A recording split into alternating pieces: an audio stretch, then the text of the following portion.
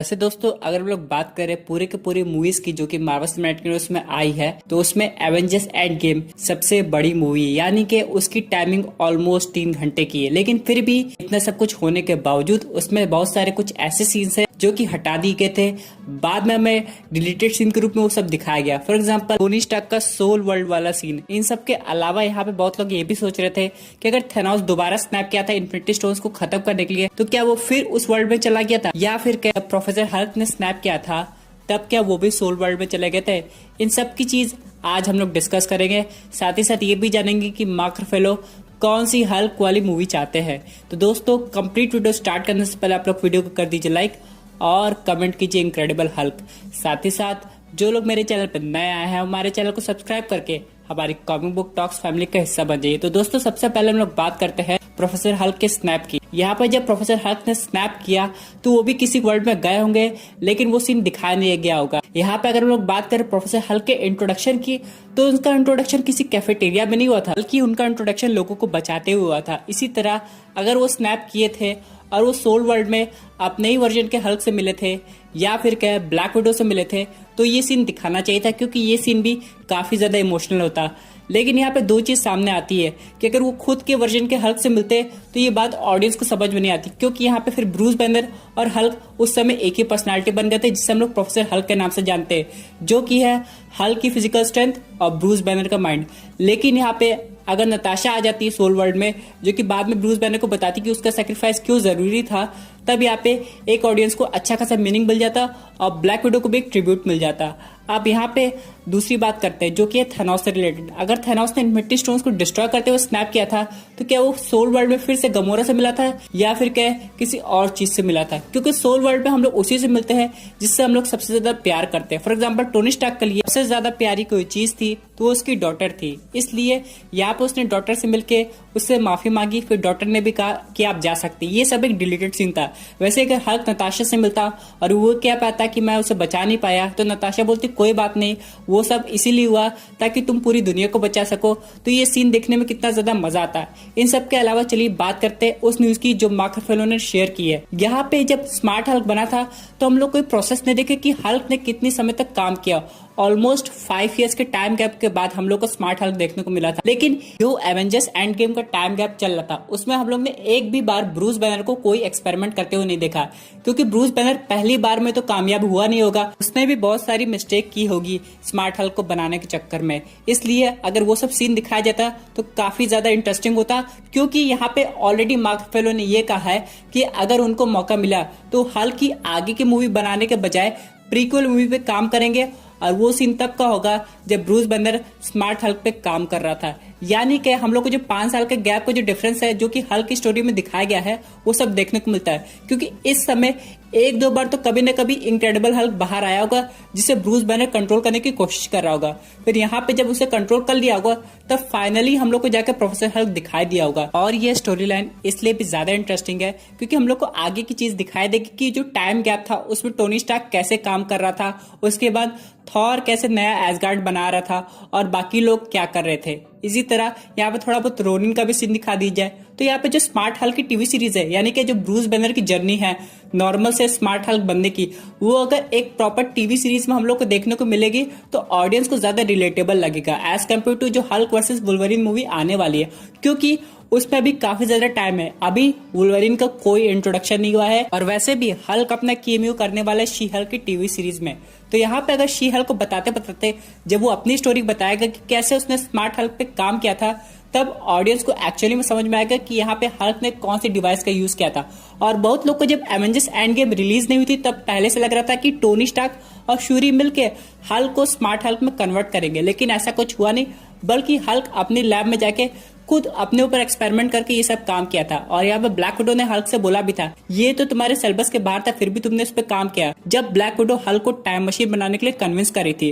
तो यहाँ पे हल्क के पास भी काफी ज्यादा पोटेंशियल है, वो बहुत कुछ कर सकता है। और इन 5 इयर्स में ऐसा तो एक भी सिनेरियो नहीं होगा जब सुपर हीरो की जरूरत पड़ी होगी। फॉर एग्जाम्पल जो हल्क का डिलीटेड सीन था जिसमें हल्क लोगों की जान बचा रहा था, उसमें इससे पहले भी ऐसे बहुत सारे इंसिडेंट हुए जिसमें स्मार्ट हल्क का यूज हुआ होगा। पहली बार ऐसे स्मार्ट हल्क को नहीं शो किया गया होगा। तो ऐसे बाकी सुपर हीरोज भी होंगे, फॉर एग्जाम्पल कैप्टन अमेरिका जो सबकी काउंसलिंग कर रहे थे वो भी किसी को बचा रहे होंगे किसी न किसी सीन में, तो वो सब भी दिखाना चाहिए। प्लस टोनी स्टार्क अपनी बाकी की टेक्नोलॉजी पे कैसे काम कर रहा है, यानी कि मार्क 85 के बाद अगला आर्मर कौन बनाने वाला है, यानी कि फ्यूचर में कौन कौन सा आर्मर होने वाला है। क्योंकि दोस्तों एवेंजर्स एंड गेम में जो टाइम जब दिखाया गया वो 1 सेकंड में आगे बढ़ा दिया गया। उस सबके बीच में कुछ नहीं हुआ कि क्या प्लानिंग चल रही, क्या हो रहा है, क्या समझ में आ रहा है लोगों को, कैसे सब संभलना है, थॉर फिट से फैट कैसे हो गए, ये सब नहीं एक्सप्लेन किया गया। बस आगे दिखा दिया कि ये चीजें हो गई है। नॉर्मल हल्क से स्मार्ट हल्क बन गया, थॉर मोटा हो गया, टोनी स्टार्क की फैमिली अच्छी हो गई है, स्टीव रॉजर्स अच्छे से काउंसलिंग कर रहे हैं, ब्लैक विडो बाकी लोगों के साथ काम कर रही है, और हॉकाई की रोनिन बनने की डिटेल जर्नी कैसे स्टार्ट हुई थी ये सब जरूर दिखाना चाहिए। क्योंकि अगर 5 इयर्स का टाइम जंप हो रहा है तो कोई ना कोई विलन जरूर बचा होगा अर्थ पे जो कि अर्थ को फिर से कंट्रोल करना चाह रहा होगा, लेकिन अपनी प्लानिंग पीछे कर रहा होगा। वो सोच रहा होगा जब एवेंजर्स और कमजोर पड़ जाएंगे तब मैं जाके अटैक करूंगा, और उसने ऐसा कुछ किया भी होगा। लेकिन एवेंजर्स तब भी मौजूद थे, यानी कि ओरिजिनल 6 के 6 एवेंजर्स मौजूद थे जो ये सब रोक रहे थे।